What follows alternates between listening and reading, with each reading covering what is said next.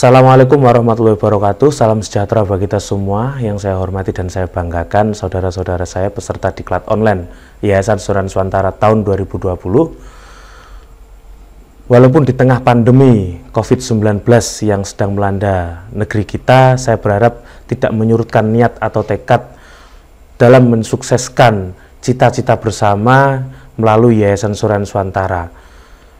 Karena apa? Yayasan Suran Swantara ini adalah sebuah wadah bagaimana kedepannya akan berpengaruh besar kepada cita-cita dan harapan kita bersama. Maka dari itu, dalam kondisi apapun, kita harus tetap semangat dan jangan pernah menyurutkan niat, walaupun kondisi sedang seperti sekarang.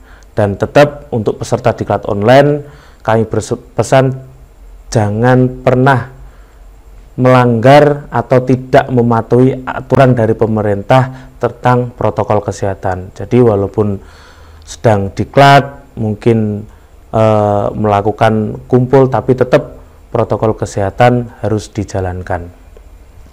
Pada materi yang ingin saya sampaikan adalah tentang bagaimana seorang pemimpin yang mempunyai jiwa kepemimpinan di dalam Yayasan Suran Swantara. Karena apa? Dalam membangun sebuah lembaga, baik itu lembaga di luar Yayasan Suran Swantara dan di internal kita di dalam rumah tangga, jelas kita membutuhkan atau memerlukan seorang pemimpin dan jelas wajib mempunyai sifat kepemimpinan. Dan kepemimpinan itu sendiri bisa diartikan sebuah kemampuan atau kekuatan dalam diri seseorang yang mampu membimbing dan memberi pengaruh kepada orang lain dalam hal bekerja, di mana tujuannya untuk mencapai target atau goal yang telah ditentukan dalam suatu organisasi atau kelembagaan. Jadi arti kepemimpinan yang sudah saya sebutkan di atas. Karena apa?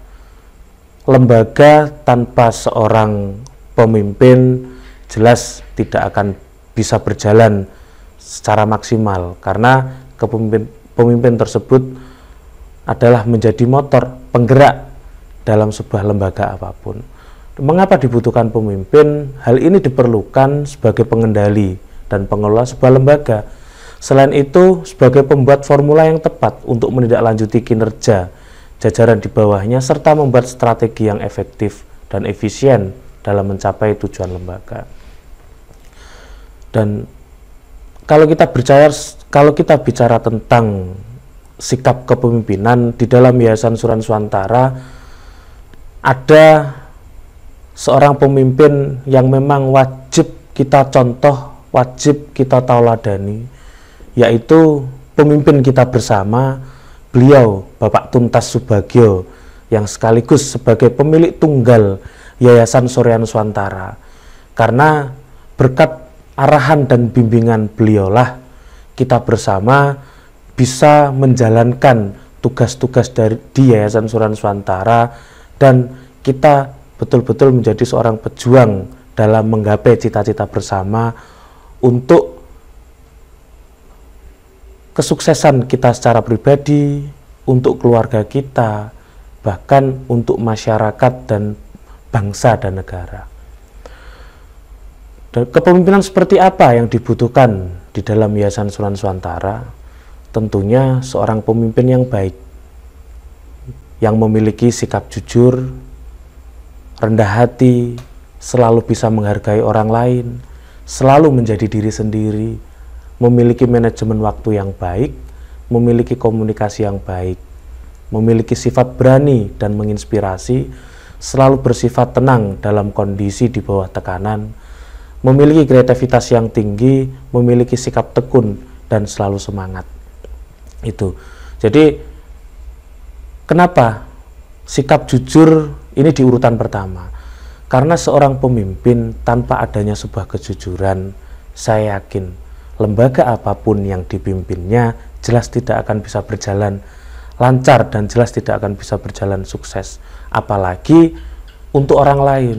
Karena apa? Kejujuran itu menjadi poin utama untuk suksesnya seorang pemimpin dalam memimpin apapun. Jadi kami berharap saudaraku semua, sedulur Sinorawedi, Tikus Pidi Hanata Baris, betul-betul mengutamakan sikap jujur, karena tanpa ada sebuah kejujuran, maka lembaga yang dipimpin jelas akan hancur ke depannya. Dan masih adakah kepemimpinan seperti itu? Tentunya masih, dan kami berharap masih ada. Apabila memang karakter pemimpin seperti di atas tidak ada, maka tugas Tikus Pidi Hanata Baris harus mampu mengembalikan, dan harus siap menjadi contoh seorang pemimpin yang mempunyai sikap kepemimpinan seperti di atas. Karena apa? Harapannya melalui gerbong Yayasan Suran Swantara atau lembaga Yayasan Suran Swantara ini betul-betul akan muncul seorang pemimpin-pemimpin yang mempunyai sikap seperti di atas, jujur, rendah hati, bisa menghargai orang lain, dan sebagainya. Kepemimpinan manusia dan kepemimpinan hewan. Mohon maaf, ini kenapa kami memberi contoh hewan, karena agar kita betul-betul bisa membedakan seorang pemimpin yang betul-betul mempunyai jiwa kepemimpinan yang manusiawi. Bukan berarti kita menyamakan dengan hewan, bukan. Ini hanya sebagai pembanding. Bukan kok kita membandingkan dengan membandingkan manusia dengan hewan, bukan. Akan tetapi ini hanya sebagai bahwa seorang pemimpin yang mempunyai sikap manusiawi ini bisa kita lihat dari cara memperolehnya, sikap terhadap bawahan atau masyarakatnya, cara mensejahterakan masyarakatnya, sikap terhadap generasi atau masyarakat yang berpotensi, cara menyelesaikan masalah. Jelas akan berbeda kepemimpinan manusia dan kepemimpinan yang tidak manusiawi atau kita sebut kepemimpinan hewan. Cara memperolehnya pun jelas berbeda. Ketika kita memang menggunakan sikap kepemimpinan yang manusiawi, cara memperolehnya jelas dengan kerja keras, perjuangan yang tanpa lelah, pantang menyerah, dan terus tekun. Itu cara memperoleh. Akan tetapi ketika sikap kepemimpinan kita itu tidak manusiawi, maka cara memperolehnya berbeda, akan menghalalkan segala cara, akan mengorbankan saudaranya, akan mengorbankan teman sahabatnya, agar apa? Cita-cita atau yang diharapkan ini tercapai. Ini yang membedakan. Dan kami berharap Tikus Pidi Hanata Baris ini sudah ditempa sekian lama, sekian tahun, jelas apa yang panjenengan perjuangkan dan apa yang panjenengan peroleh nantinya, jelas ini secara manusiawi. Karena apa? Tidak ada kesuksesan yang secara instan atau tiba-tiba kita bisa menjadi sukses. Dan seorang pemimpin yang manusiawi, sikap terhadap bawahan atau masyarakatnya pun akan berbeda. Di awal tadi saya sampaikan bahwa sikap yang lebih mengedepankan rasa manusianya adalah terhadap bawahan, tidak akan pernah semena-mena, selalu menghormati walaupun itu atasan dan bawahan, tidak melakukan hal sesuai kehendak, dan selalu memberikan suasana yang tenang kepada bawahannya. Itu. Dan di masyarakat pun seorang pemimpin yang benar-benar mempunyai jiwa manusiawi kepada masyarakat juga tidak seenaknya dan rukun kepada masyarakat di sekitarnya, benar-benar bisa menghargai masyarakat di sekitarnya. Cara mensejahterakannya pun akan berbeda. Ketika memang seorang pemimpin ini di lingkungan masyarakat, jelas cara mensejahterakannya pun akan berbeda. Tidak menggunakan ego, apa yang memang menjadi hak masyarakat ini tetap dikasih, apa yang menjadi kebutuhan masyarakat ini diberikan. beda ketika memang pola kepemimpinan kita sudah tidak mempunyai karakter kemanusiaan. Jelas apa yang menjadi hak masyarakat jangankan dikasih, mungkin hanya untuk dirinya sendiri. Ini pembedanya. Dan sikap terhadap generasi atau masyarakat yang berpotensi ini juga akan berbeda. Ketika memang di situ ada masyarakat atau generasi yang lebih berpotensi, itu mereka akan memberikan kesempatan seluas-luasnya, akan memberikan peluang selebar-lebarnya agar ini terus ada generasi penerus ke depannya. Akan tetapi ketika kepemimpinan yang kita lakukan tidak manusiawi, maka ketika melihat orang yang berpotensi ini justru dianggap pesaing. Lah, jangan sampai ini terjadi di dalam lembaga Yayasan Suran Nusantara. Karena apa? Ketika karakter atau pola kepemimpinan seperti itu, saya yakin kedepannya lembaga yang panjenengan kelola bersama ini jelas tidak akan bertahan lama dan kita tinggal nunggu kehancurannya. Maka kami berharap karakter kepemimpinan yang dilakukan di dalam Yayasan Suran Nusantara ini betul-betul mengutamakan rasa manusiawinya. Dan pola kepemimpinan di YSN atau Yayasan Suran Nusantara itu ada 3 sebenarnya. Dan karena apa? Pola kepemimpinan di Yayasan Suran Nusantara ini kita memang menyesuaikan dengan lembaga yang sedang kita perjuangkan. Dan sederhana pola kepemimpinan di Yayasan Suran Nusantara. Hanya ada 3. Yang pertama, Pancadharma. Sebagai seorang pemimpin di dalam Yayasan Suran Nusantara, wajib hukumnya tahu dan faham apa itu Pancadharma. Karena terutama di poin ketiga, setia dan patuh kepada pemilik tunggal Yayasan Suran Nusantara. Karena apa? Pancadharma di sini menjadi pondasi utama dalam kita membangun Yayasan Suran Nusantara di daerah kita masing-masing. Tanpa adanya pondasi Pancadharma, jelas maka kita akan terombang-ambing, kita tidak punya tujuan, kita tidak akan pernah punya sikap yang tegas. Dan ini menjadi harga mutlak untuk semua pemimpin atau semua jajaran dewan yang ada di Yayasan Suran Nusantara paham dan tahu apa itu Pancadharma. Maka bagi saudaraku semua yang memang belum tahu dan belum hafal Pancadharma, minimal hafal. Kalau untuk memahami itu proses. Untuk memahami itu proses, minimal hafal. Saya berharap semua tahu dan minimal hafal Pancadharma. Karena apa? Di dalam Pancadharma itu sudah mencakup keseluruhan tentang apa? Tentang sesuatu lembaga yang kita perjuangkan. Karena di dalam Pancadharma itu sudah mengandung semua hal. Di dharma pertama, kita beriman dan bertakwa kepada Tuhan Yang Maha Esa. Yang kedua, berbakti kepada nusa dan bangsa. Itu juga tujuan kita di Yayasan Suran Nusantara. Nah, khususnya di poin ketiga ini, setia dan patuh kepada pemilik tunggal Yayasan Suran Nusantara. Yang keempat, memahami dan menjunjung tinggi latar belakang. Ini juga penting. Karena tanpa kita tahu dan memahami betul latar belakang kita, jelas tingkat keyakinan kita kepada Yayasan Suran Nusantara ini akan menurun. Maka dari itu, poin keempat ini betul-betul harus ditanamkan dalam benak kita, memahami dan menjunjung tinggi latar belakang. Ini penting, karena itu menjadi pondasi, salah satu pondasi kita. Dan yang kelima, mentaati tata aturan. Mentaati tata aturan kode etik AD ART Yayasan Suran Nusantara ini juga menjadi pondasi dalam kita bersama-sama mensukseskan Yayasan Nusantara.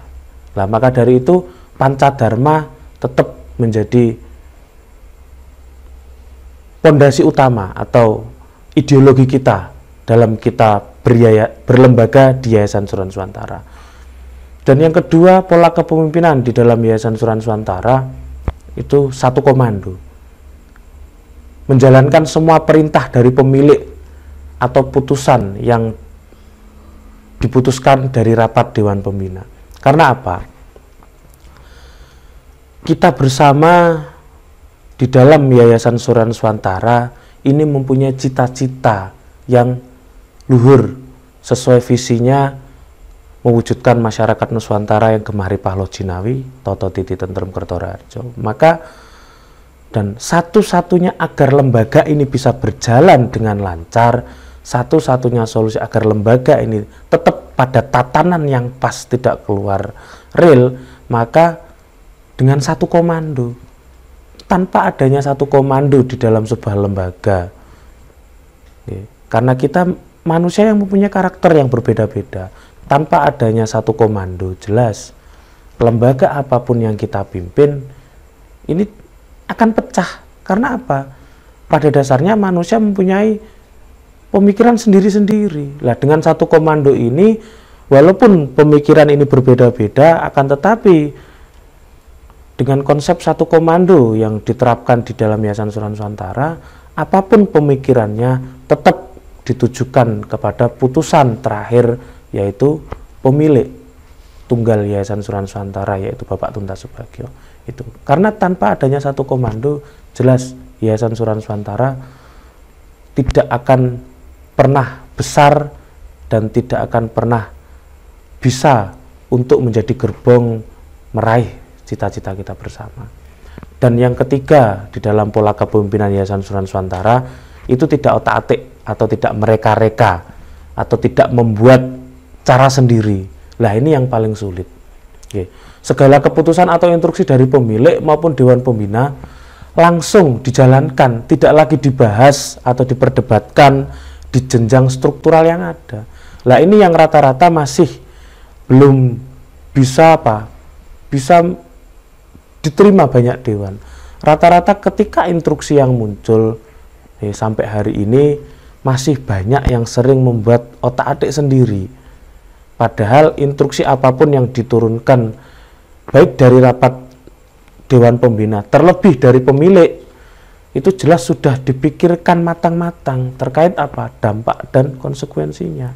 Maka kami berharap saudaraku semua peserta diklat online jajaran Dewan Yayasan Surya Nuswantara dari pusat sampai desa, apapun instruksi yang dikeluarkan dari pemilik melalui rapat Dewan Pembina itu harus dijalankan tanpa harus diotak-atik, tanpa harus dibuat formula terbaru, tanpa harus dibuat dibuat sesuai pola pemikirannya sendiri. Karena dengan itu, dengan melakukan otak-atik, maka sama saja pelan-pelan menghancurkan cita-cita panjenengan sendiri. Karena dengan panjenengan otak-atik, dengan instruksi yang dari pemilik tiba-tiba dirubah sendiri, otomatis ini menjadi bom waktu untuk hancurnya karir panjenengan di dalam Yayasan Surya Nuswantara. Karena apa? Apa yang diinstruksikan oleh beliau pemilik tunggal melalui rapat Dewan Pembina itu sudah difikir dan digodok betul. Sudah digodok betul. Apapun dampak dan konsekuensinya. Maka dari itu solusi terbaik yaitu tetap apapun instruksi jalankan satu komando. Karena apa? Dan tiga-tiganya ini tidak boleh kita hanya ngambil satu atau dua. Tiga-tiganya harus dijalankan bersamaan. Kita pancadharma, tapi tidak satu komando sering otak-atik. Ini juga akan menjadi malapetaka. Tidak otak-atik, satu komando, tapi tidak pancadharma. Lah ini sama saja bunuh diri. Karena apa? Ini adalah pondasi. Ibarat rumah ketika tidak punya pondasi ya tinggal kita tunggu aja robohnya kan gitu. Karena pancadharma itu jelas mengacu pada semua hal dari ketuhanan. Kita berbakti kepada nusa bangsa, terutama kepada pemilik, wajib memahami latar belakang dan menjunjung tinggi, mentaati tata aturan. Nah, pondasinya hilang, otomatis tinggal tunggu saja robohnya kan gitu. Jadi tiga-tiganya ini harus betul-betul dijalankan. Tiga-tiganya harus betul-betul dijalankan. Jadi pancadharma, satu komando dan tidak otak-atik. Sedang konsep kepemimpinan di dalam Yayasan Suran Nusantara ini mengedepankan jelas sedulur Sinorawedi. Jadi merasakan kita semua saudara, sehingga setiap permasalahan kita selesaikan dalam rumah tangga sendiri. Jadi konsep kepemimpinan di dalam Yayasan Suran Nusantara ini jelas mengedepankan sedulur Sinorawedi. Karena apa? Lembaga Yayasan Suran Nusantara ini kedepannya menjadi sebuah gerbong atau sebuah lembaga yang nantinya ini menampung aspirasi, menampung apa yang menjadi harapan masyarakat selama ini, menampung cita-cita Tikus Pidihana Tabaris terutama, tanpa mengutamakan sebuah persaudaraan. Jelas kita tinggal menunggu yayasan ini hancur. Lah, maka dari itu, agar yayasan ini betul-betul bisa kita kelola sampai nanti anak cucu kita, maka apapun kondisinya tetap utamakan bahwa semua adalah saudara. Sehingga setiap permasalahan kita selesaikan di rumah tangga kita sendiri. Contoh, ketika Dewan Kabupaten sedang terjadi selisih paham, karena kita mengedepankan sedulur Sinorawedi, ya kita rembuk. Apalagi yayasan kita kolektif kolegia, maka jangan sampai ada di salah satu dewan ini mendominasi atau merasa paling hebat atau seperti apa. Sehebat-hebatnya panjenengan di dalam jajaran tersebut, maka tetap panjenengan membutuhkan jajaran dewan yang lain. Walaupun ada salah satu saudara kita yang memang secara SDM kurang mampu, ya harus kita bina, karena itu semua, apapun itu saudara kita. Adapun yang membuat kesalahan, ya harus kita bagaimana luruskan bersama, karena itu saudara kita. Itu. Dan yang kedua, ngayomi, karena seorang pemimpin harus bisa ngayomi jajaran di bawahnya. Pemimpin harus bisa membuat suasana yang menyenangkan, penuh dengan kedamaian. Jadi justru jangan membuat perpecahan atau apa. Justru jangan membuat suasana ini memanas. Ketika sedang terjadi gesekan, karena sebuah lembaga gesekan itu lumrah. Maka sebagai seorang pemimpin, apalagi pembina, terutama teman-teman di jajaran pembina, pusat, provinsi, lah ini top leader. Ketika di daerah sedang mengalami sebuah gejolak, maka kami berharap karena konsepnya harus bisa ngayomi, ya harus betul-betul harus bisa ngayomi, dan suasana harus bisa tercipta nyaman. Dan yang ketiga, harus bisa ngayemi. Seorang pemimpin, ya khususnya di dalam Yayasan Suran Nusantara, harus bisa ngayemi. Ngayemi itu bahasa Jawa ya. Pemimpin harus bisa membuat suasana yang menyenangkan, penuh dengan kedamaian. Jadi itu tadi. Jadi harus bisa ngayomi, harus juga bisa ngayemi. Karena seorang pemimpin di dalam Yayasan Suran Nusantara ini membawa apa? Membawa aspirasi banyak masyarakat. Kalau kita tidak bisa ngayemi atau membuat ayem suasana di sekitar kita, maka mohon maaf kalau target atau apa yang kita harapkan di dalam Yayasan Suran Nusantara ini akan tersendat atau akan terhambat. Dan yang keempat, sebagai seorang pemimpin kita harus bisa ngomong rasa. Ngomong rasa dalam arti harus bisa membuat warganya aman dan nyaman secara psikologis sehingga muncul kesadaran dari dalam dirinya. Nah, ini yang mungkin secara teori mudah, tapi secara prakteknya ini yang sulit. Dan walaupun sesulit apapun, karena di dalam Yayasan Suran Nusantara ke depan membawa tugas yang luar biasa, ya harus belajar.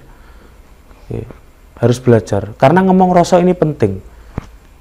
Karena rata-rata di daerah, kenapa terjadi perpecahan? Kenapa antar dewan ini saling sikut-sikutan? Karena apa? Antar sesama jajaran ini saling timbul fitnah, tidak senang. Karena apa? Kurang bisa ngomong rasa. Rasanya ini kurang. Ketika ada teman kita membuat kesalahan, dibesar-besarkan. ketika ada saudara kita yang memang kurang pas dalam menjalankan instruksi, justru tidak diarahkan dibina, tapi malah disalahkan, dibunuh karakternya. Nah, ini yang tidak boleh dilakukan. Karena apa? Penjenengan semua adalah pemimpin. Ya, penjenengan semua adalah pemimpin, maka betul-betul ngomong rasa ini betul-betul dijadikan landasan dalam memimpin Yayasan Suran Nusantara di daerah masing-masing. Ya. Dan yang terakhir, mengutamakan rasa persaudaraan, itu sudah saya sampaikan di atas. Karena apapun itu, apapun kesalahannya, ya, kita tidak boleh tidak boleh menimbulkan adanya permusuhan, iri dengki dan sebagainya. Tetap apapun itu adalah saudara kita. Kalau memang masih kita bisa arahkan, masih bisa kita luruskan, ya kita arahkan, kita luruskan, kita bina bersama. Nah, tetapi kalau memang sudah tidak bisa kita bina dan tidak bisa kita arahkan, maka apa? Sistem atau aturan yang di dalam kelembagaan Yayasan Suran Nusantara ini yang berlaku. Ya mungkin kita keluarkan surat mulai dari SP 1 sampai 3 dan kita keluarkan. Itu. Dan pada dasarnya prinsip pemimpin di dalam Yayasan Suran Nusantara itu ada 8. Ada 8 watak kepemimpinan di dalam Yayasan Suran Nusantara, atau mungkin bisa diartikan Astobroto. Karena apa? Seorang pemimpin memang betul-betul harus bisa mempunyai prinsip, ya. Harus bisa mempunyai prinsip-prinsip kepemimpinan, harus bisa mempunyai prinsip-prinsip kepemimpinan. Karena tanpa adanya prinsip-prinsip kepemimpinan, maka lembaga apapun yang kita pimpin, ya, terutama karena sekarang kita berada di dalam lembaga Yayasan Suran Nusantara, dan Yayasan Suran Nusantara membawa cita-cita banyak masyarakat. Jadi prinsip kepemimpinan ini wajib kita miliki bersama. Karena seorang pemimpin tidak memiliki prinsip, maka jelas lembaga yang akan kita bawa ini juga jelas tidak akan punya tujuan. Ibarat nahkoda kapal ketika tidak punya prinsip, ya, di tengah lautan, jelas kapalnya akan terombang-ambing ketika terkena badai. Akan tetapi ketika seorang pemimpin mempunyai prinsip, jadi lembaga apapun yang kita pimpin jelas akan satu tujuan dan fokus. Tuh. Dan 8 watak kepemimpinan di dalam Yayasan Suran Nusantara. Yang pertama,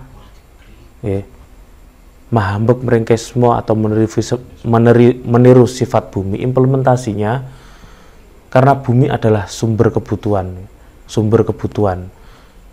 Kenapa kita harus meniru sifat bumi? Karena seorang pemimpin harus semakin disakiti, semakin dicemooh, maka seorang pemimpin harus menunjukkan rasa melindungi, walaupun memang sering disakiti, mungkin sering difitnah, tidak disenangi jajaran di bawahnya, akan tetapi harus tetap merangkul, harus tetap memberikan manfaat kepada jajaran yang ada di bawahnya. Seperti sifat bumi.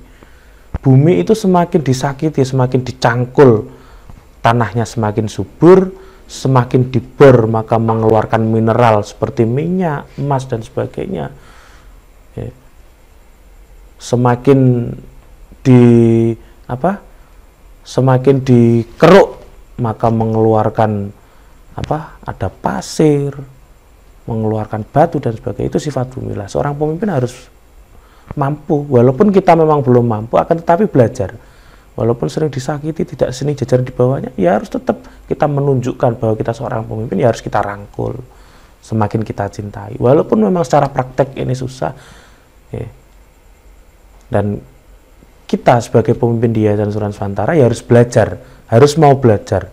Karena tikus bidi hanoto baris, itu wajib hukumnya, harus mau belajar. Dan yang kedua, mahambek mereng wareh atau meniru sifat air. Implementasinya seorang pemimpin harus bisa rendah diri dan menyejukkan. Itu. Jadi ketika seorang pemimpin dalam sebuah lembaga ini tidak bisa rendah diri, jelas lembaga yang dipimpinnya lambat laun pasti akan hancur.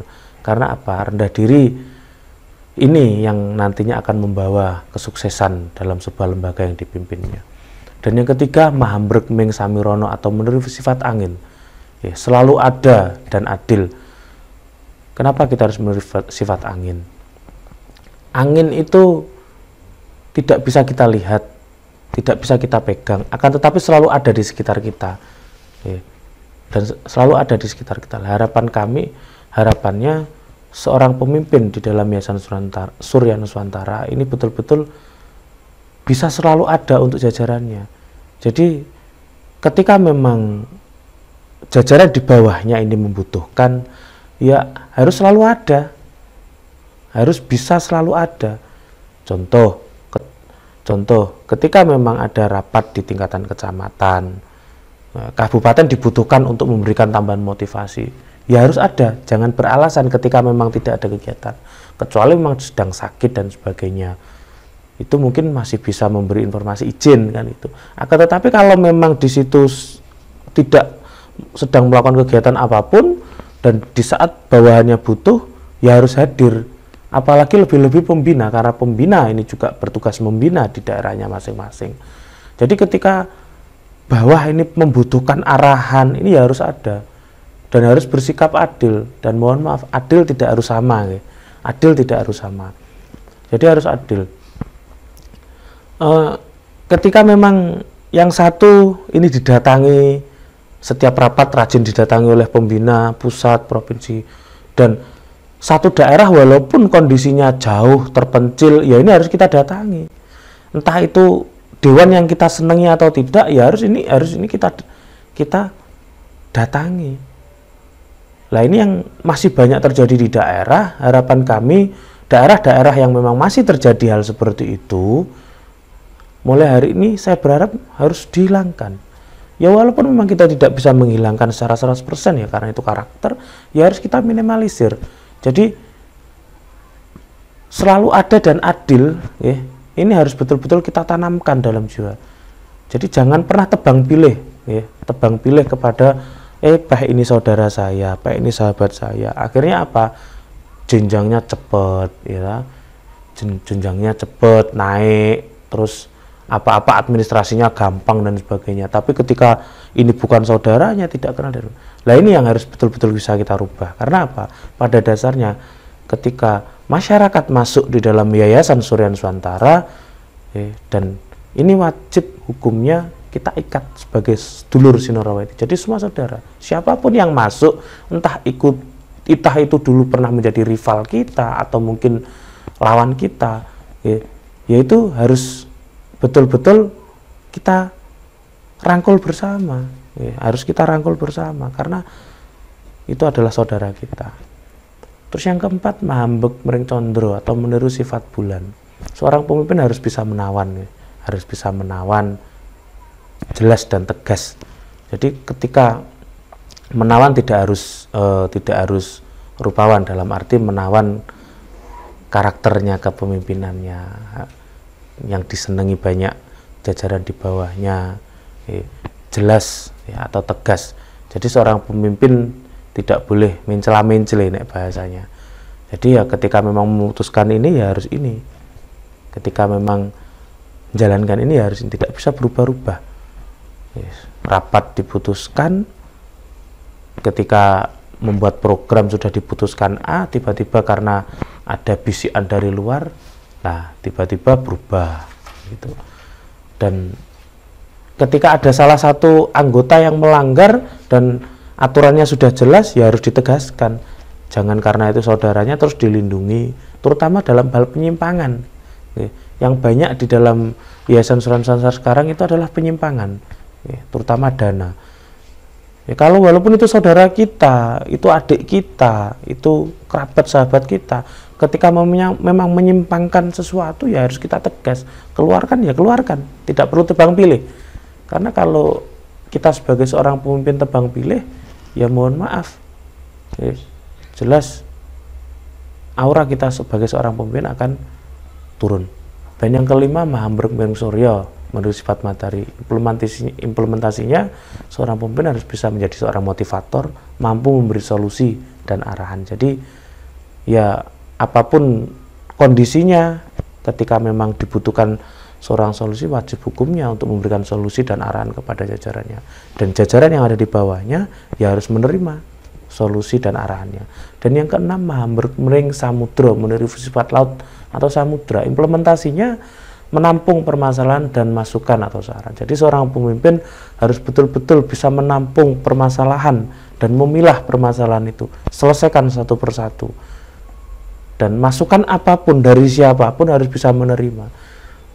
Walaupun itu dari orang yang mungkin jajaran di bawah, ketika masukannya bagus ya harus diterima. Jangan mentang-mentang jajarannya tertinggi, pembina dikasih masukan dari jajaran kecamatan nggak mau terima, padahal itu bagus. Karena apapun bentuknya, ketika itu kedepannya untuk membangun Yayasan Suran Nusantara lebih besar dan maju, otomatis siapapun yang memberi saran ya harus kita terima. Kita ambil sisi positifnya saja, sisi negatifnya kita buang. Dan harus betul-betul mampu menampung permasalahan. Jangan pembina ketika menerima permasalahan dari daerah langsung laporan ke atas, lebih-lebih tembus ke pemilik. Nah, ini yang harus betul-betul dikurangi. Karena penjenengan seorang pemimpin harus betul-betul bisa menjadi pemimpin yang mampu juga memecahkan permasalahan. Justru jangan menambah permasalahan. Itu poinnya. Dan yang ketujuh, mahambek mereng wukir atau meniru sifat gunung. Seorang pemimpin harus teguh, kuat, kokoh, pembela kebenaran. Seperti gunung-gunung ini kan kokoh, kuat, dan tegak itu. Jadi harus betul-betul bisa, seorang pemimpin harus harus mampu jadi pembela kebenaran. Jadi yang salah ya harus disikapi salah, yang benar ya harus disikapi benar. Dan yang kedelapan, mahambek mereng daun atau meniru sifat api. Seorang pemimpin harus mampu membangun semangat, memberi arahan, arah dalam arti arah kebaikan, memberikan perlindungan, itu implementasinya. Karena ketika penjenengan sebagai seorang pemimpin, jelas jajaran yang dipimpin itu secara tidak langsung ibaratnya menjadi anak penjenengan semua, menjadi saudara kita bersama. Jadi kita harus bisa memberikan perlindungan dalam hal secara baik secara psikologi maupun secara non psikologi. Karena ketika kita sebagai seorang pemimpin tidak mampu memberikan perlindungan, maka jajaran yang kita pimpin jelas akan turun rasa kepercayaannya. Contoh ketika memang satu daerah sedang mengalami permasalahan, mungkin contoh kecil terkait perizinan, atau mungkin terkait bagaimana ketika ingin melakukan acara atau apalah, ini kita sebagai seorang pemimpin harus bisa memberikan perlindungan apabila terjadi hal-hal yang kurang pas. Ketika terjadi permasalahan perizinan, akhirnya timbul protes, harus kita berani di depan untuk meluruskan permasalahan-permasalahan itu. Karena kita sebagai seorang pemimpin jelas akan menjadi suri tauladan atau menjadi sosok yang ditiru jajaran yang ada di bawahnya. Jadi betul-betul harus bisa membawa ke arah kebaikan, memberikan perlindungan dan sebagainya. Nah, itu mungkin itu. Jadi kami berharap karakter, pola kepemimpinan, prinsip kepemimpinan yang nantinya penjenengan bersama jalankan di dalam Yayasan Suran Nusantara ini betul-betul bisa ditularkan sampai tingkat bawah, sampai tingkat desa, bahkan sampai ke Bucahangon. Dan agar terbangun sebuah komunikasi yang baik, akan tercipta militansi ya, militansi dalam hal berjuang, terutama militansi kepada pemilik yaitu Bapak Tuntas Subagio dan militansi kepada Yayasan Suran Nusantara. Karena apa? Tanpa adanya militansi yang kuat, maka perjuangan penjenengan di dalam Yayasan Suran Nusantara ini ibarat ngambang tanpa tujuan yang jelas. Dan pola kepemimpinan Yayasan Suran Nusantara di poin 3 tadi betul-betul bisa ditanamkan dalam pola pikir kita bersama, dalam benak kita bersama, agar apa? Kita berjuang di dalam Yayasan Suran Nusantara untuk mewujudkan cita-cita kita ke depan ini bisa berjalan sesuai apa yang kita harapkan. Karena apa? Lembaga Yayasan Suran Nusantara ini menjadi gerbong untuk mewujudkan cita-cita kita bersama. Mungkin itu yang bisa saya sampaikan, mudah-mudahan bermanfaat ya, untuk saudara-saudaraku semua yang melakukan diklat online. Kurang dan lebihnya saya mohon maaf. Akhirul kalam, wabillahi taufiq wal hidayah. Wassalamualaikum warahmatullahi wabarakatuh. Salam Surya Nusantara.